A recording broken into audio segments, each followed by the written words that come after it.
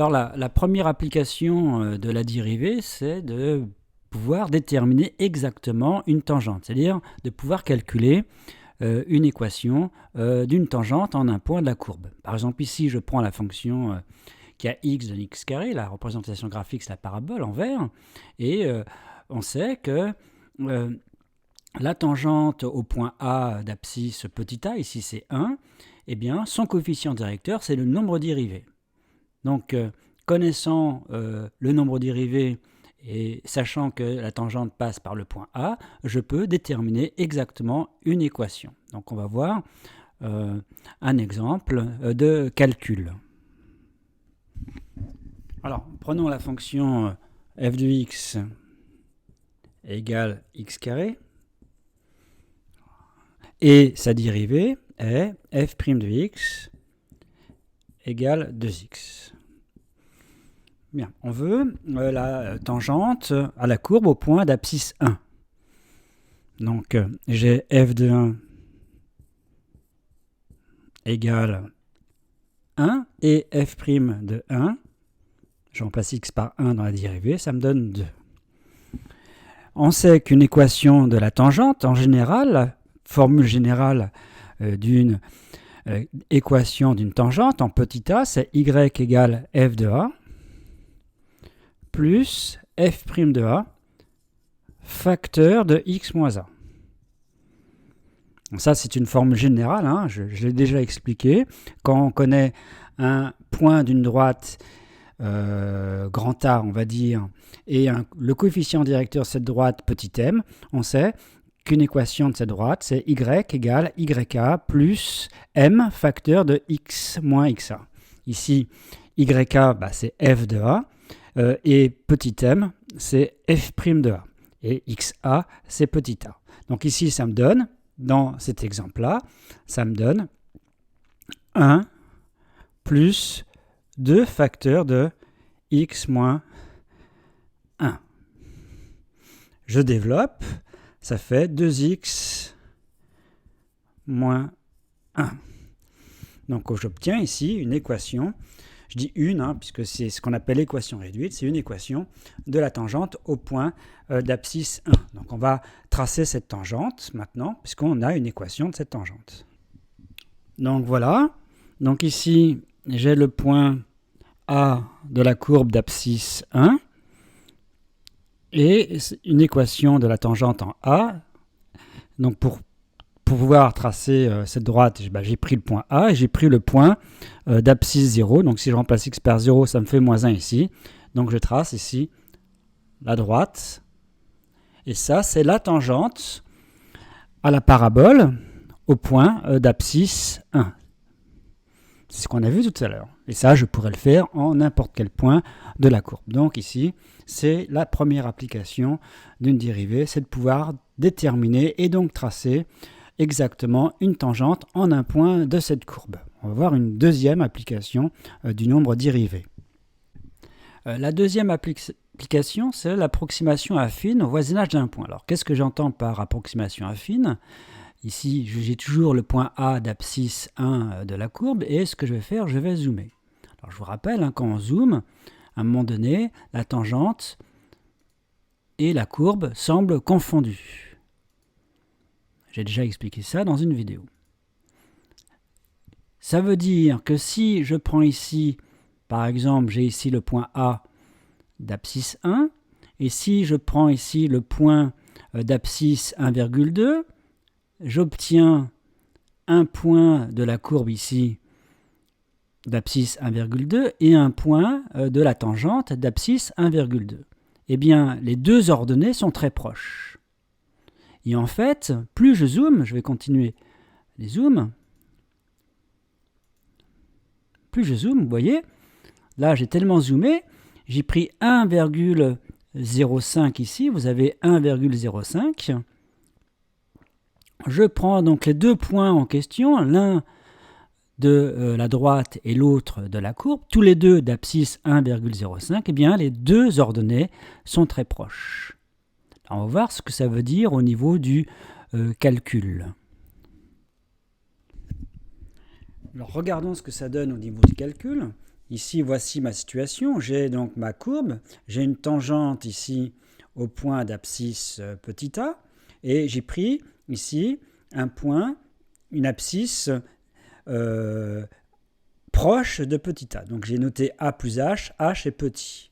Donc ici, je considère les deux points, l'un de la courbe et l'autre de la tangente, tous les deux d'abscisse a plus h. Et ce que j'ai dit tout à l'heure, c'est que ym est proche de yn.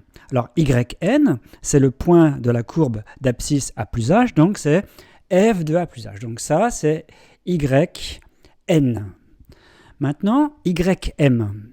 Ym, c'est le point, cette fois-ci, de la tangente d'abscisse a plus h. Donc ça, c'est une équation, c'est l'équation réduite de la tangente. Donc ici, il faut remplacer, pour avoir ym, il faut remplacer ici x par a plus h. Et si je remplace x par a plus h, ici, il me reste h. Donc ça me fait ym, c'est f de a plus f' de a fois h.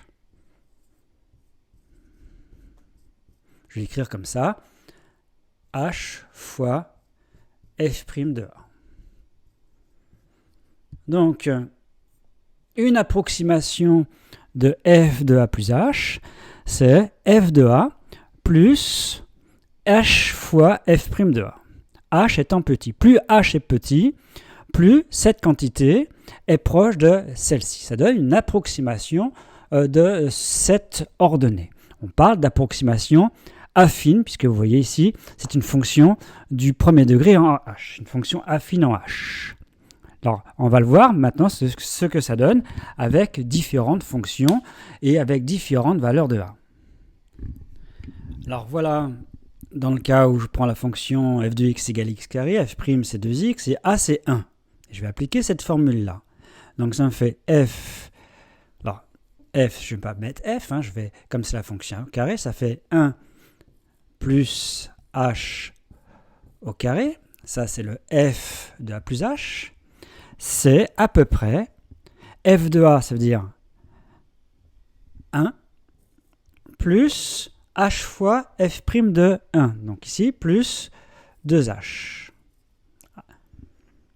Donc ça, c'est une approximation affine de ça, c'est-à-dire quand h est petit, ça, c'est à peu près égal à ça. Alors ça, on pourrait s'en douter, puisque si on développe ça, ça fait 1 plus A1 plus 2H, c'est bien ce qu'on a. Et en fait, l'égalité, il faudrait faire 1 plus 2H plus H carré. Donc vous voyez, en fait, c'est cette partie-là qu'on a enlevée, c'est très petit. Plus H d'ailleurs, c'est d'autant plus petit que H est petit. Ça, c'est important de voir ça. Donc ça, c'est ce qu'on appelle une approximation affine de cette quantité. On va le voir avec d'autres fonctions. Par exemple, la fonction x cube, la dérivée c'est ça, donc je fais pareil, toujours a égale 1, donc f de 1 c'est 1, et f' de 1 c'est cette fois-ci c'est 3, et donc 1 plus h au cube c'est à peu près 1 plus 3h, en appliquant cette formule générale pour h petit. Donc cette approximation est d'autant meilleure que h est petit. C'est h petit, eh bien, effectivement, cette quantité est proche de celle-ci. Ça, c'est ce qu'on appelle l'approximation affine de ça. Alors, s'il y avait une égalité, on sait développer un cube, ça ferait 1 plus 3h plus 3h carré plus h cube. En fait, on a négligé le 3h carré plus h cube, qui est d'autant plus petit que h est petit. On va voir une dernière fonction pour comprendre cette approximation affine. On pourrait prendre deux, en fait, la fonction racine carrée et la fonction inverse. Alors voilà la fonction racine carrée. Sa dérivée, c'est 1 sur 2 racine de x pour x strictement positif.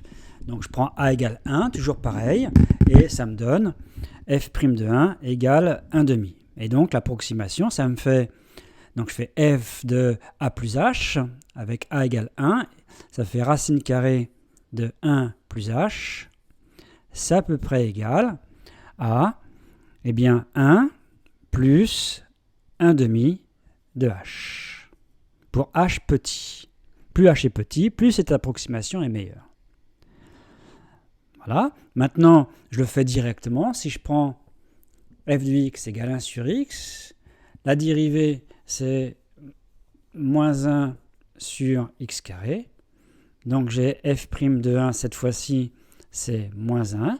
Et dans ce cas-là, l'approximation. Donc f de a plus h, c'est 1 sur 1 plus h. Et ça me donne 1 moins h. Donc 1 sur 1 plus h, c'est à peu près 1 moins h. C'est une approximation affine de cette quantité pour h petit. Si h est grand, cette approximation sera mauvaise. Mais si je prends h égale 10 puissance moins 5, cette approximation sera très bonne. On peut d'ailleurs calculer l'écart entre ça et ça. C'est l'erreur qui est commise, c'est la distance entre les deux ordonnées ym et yn, comme on a vu tout à l'heure.